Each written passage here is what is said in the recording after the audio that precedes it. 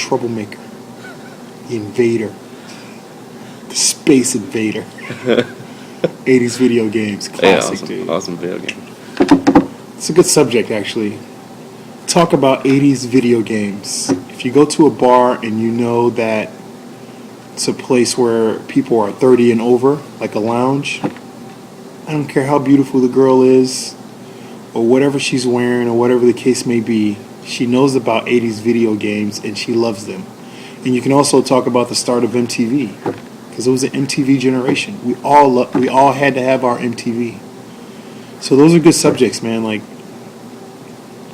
you could dance around with those. All right, this goes into you being water. One good thing is for you just to gain knowledge in general. All right, find out about stuff. Find out what applies to every era that you could possibly run into a person from that era, like a baby boomer.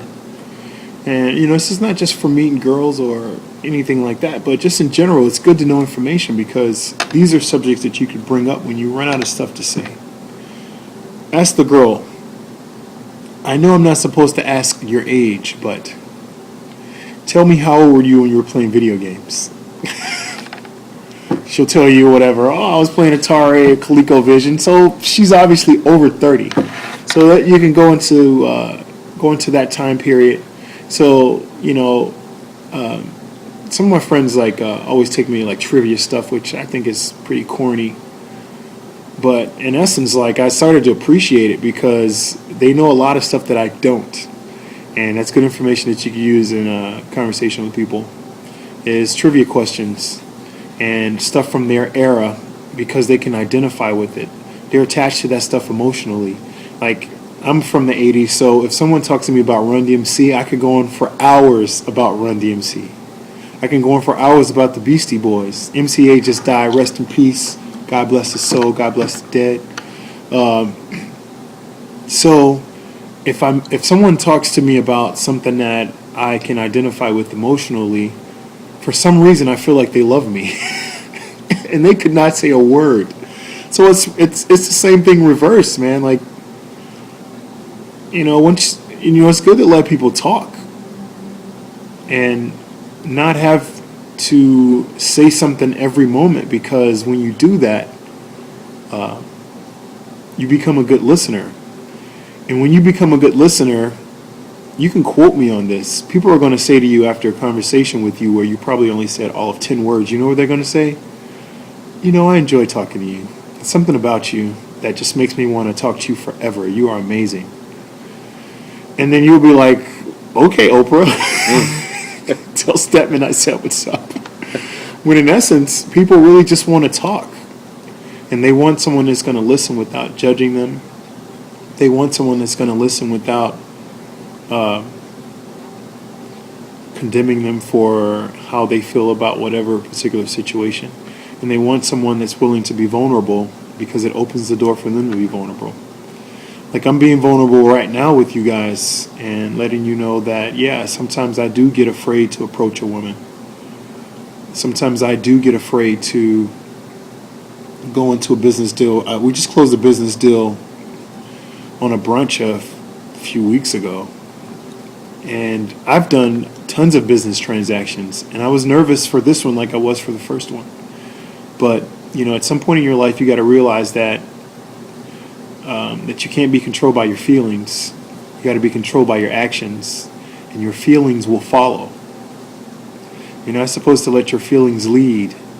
If that's the case, then sometimes you'll feel like playing basketball, and sometimes you won't.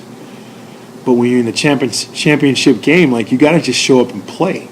Everybody got to show up at some point in their life and decide to be Michael Jordan, and you got to be the Michael Jordan in your arena. And I was just talking to a friend of mine about an example of me doing my Michael Jordan thing by having a strong presence just in general. And I was at, one of my places of business, and a colleague of mine said, "You just walked through Walgreens downstairs, didn't you?" And I said to her, "Yeah, why'd you ask?" She said, "Because someone that I know that you don't know said that they saw you and they described who you were to me and said that this guy walked through Walgreens, and when you walked through Walgreens, everyone at the register stopped doing what they were doing and watched me walk by. And I said, wow, that's fascinating. And she was like, you think you're a big old pimp, don't you? You think you're like this superhero or something like that. And I had a similar situation where I was out with some friends at a party that we put together, and she says to me while we're at the party, she was like, wow, you think you're a superhero, don't you? And I was like, what do you mean? Why would you say that? She said, because every time I'm talking to you, somebody's standing next to us when I look to the right or the left, and they're like, you know, kind of looking up at me like I'm a superstar or something. And I didn't explain to her in detail what that is, but it has nothing to do with me being tall or like me being this handsome, amazing black guy that I am.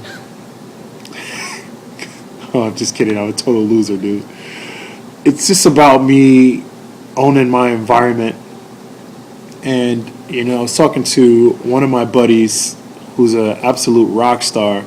And I was saying to him, you know, it's probably the equivalent of how you guys feel when you get out on stage or you come to a venue and people are there to see you.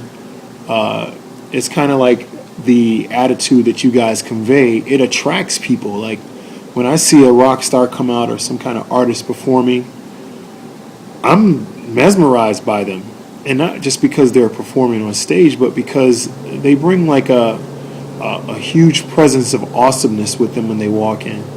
So, you know, I kind of, you know, want you guys to learn that. And, you know, it's something that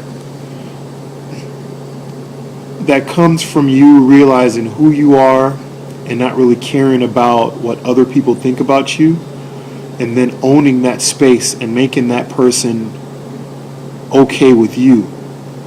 Once you do that, then you start to walk in every room you walk into and you possess that room. And I really don't know how to explain it where you can understand it in much detail outside of you experiencing it yourself. Like you just get to a place where you walk in a place and you really don't care what anybody else thinks about you. And at that point, everybody's thinking about you, and they realize like, yo, this guy is somebody.